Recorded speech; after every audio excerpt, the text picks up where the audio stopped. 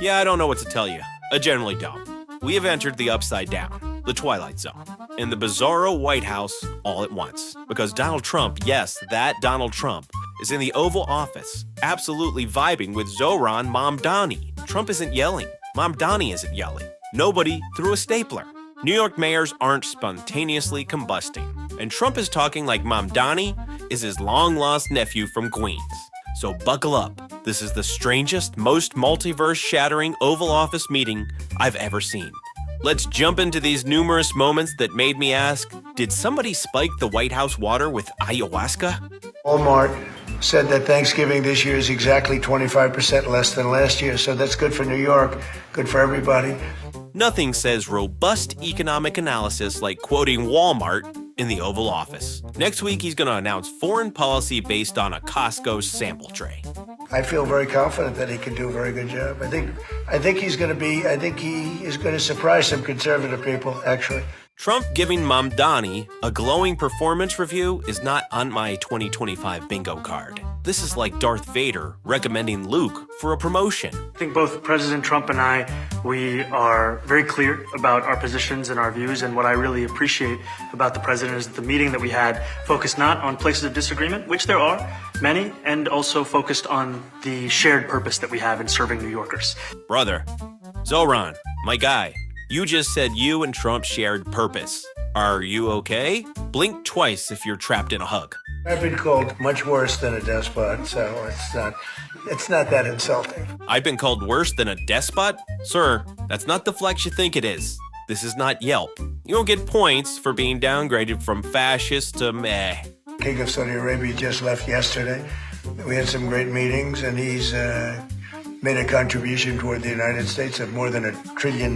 We have now over $20 trillion coming in. No country has ever had anything like that, not even close. If you go to 2 trillion or 1 trillion, it's a lot. We have 20 or 21 trillion dollars. Oh yes, the famous mystery $1 trillion from Saudi Arabia. If Trump's numbers were any more imaginary, they'd qualify as Pokemon.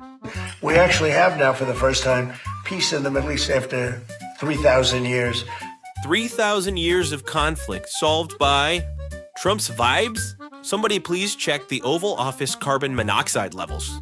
Said a lot of my voters actually voted for him, and 1 in 10. And I'm okay with that. Trump's totally fine with Mamdani stealing his voters?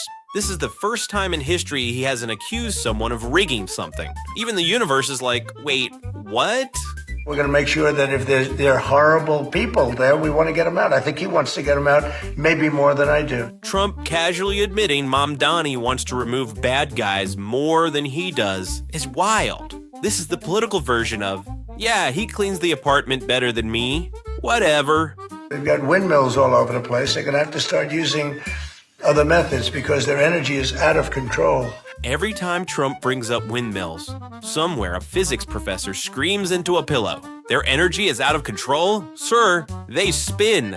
They're not kaiju. Don't forget, I inherited this war. This war never would have happened. I inherited this war. Well, this sentence has more loops than a Six Flags roller coaster. He inherits wars the way some people inherit mismatched Tupperware. It's so sad, so many people. You know, last month they lost 25,000 soldiers.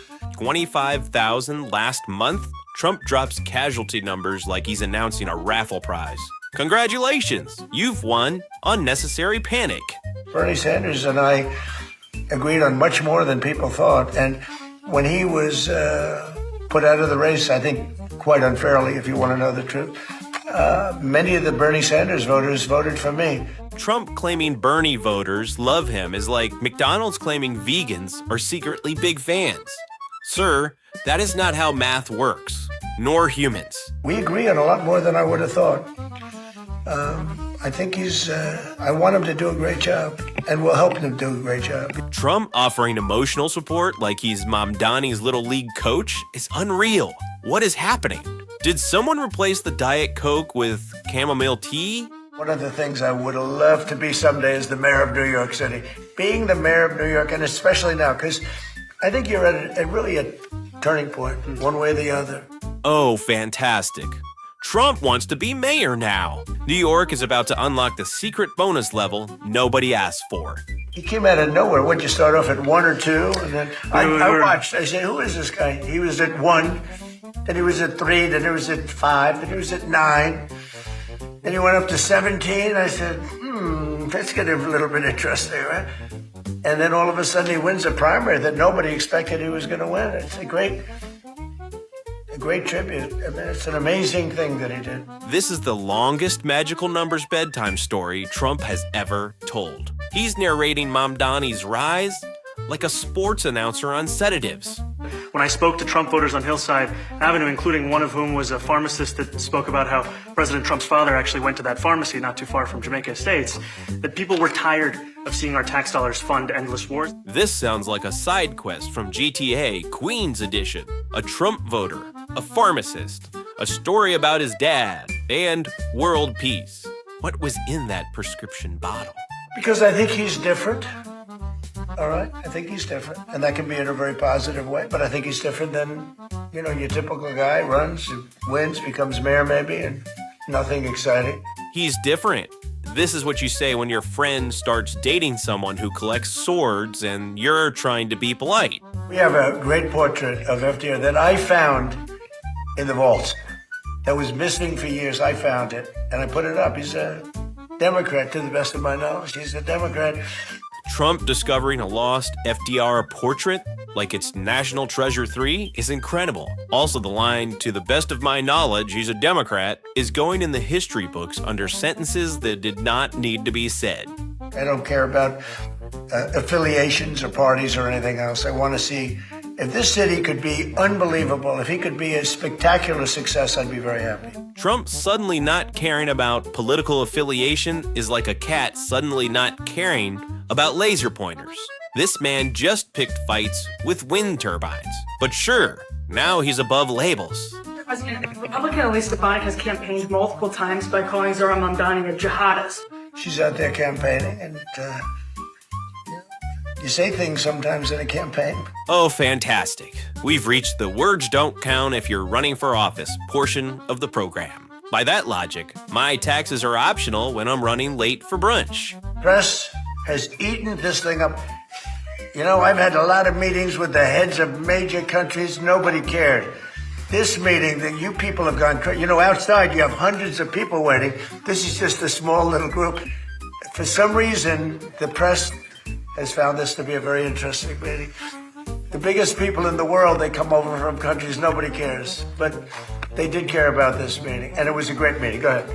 He's genuinely confused that people care about a meeting where he suddenly likes a progressive New York mayor. Sir, this is the closest thing you've ever had to a plot twist with emotional depth. Are you affirming that you think President Trump is a fascist? I've spoken about... That's okay. You can just say it. Okay? That's easier. It's easier than explaining it. I don't mind. Oh my God. Trump telling someone it's fine to call him a fascist because it's easier is the most unintentional honesty we've seen since Rudy Giuliani discovered gravity. What dimension is this? So let's review. Trump praised Mamdani. Mamdani praised Trump. They agreed on windmills less than usual, war slightly more than expected, and fascism.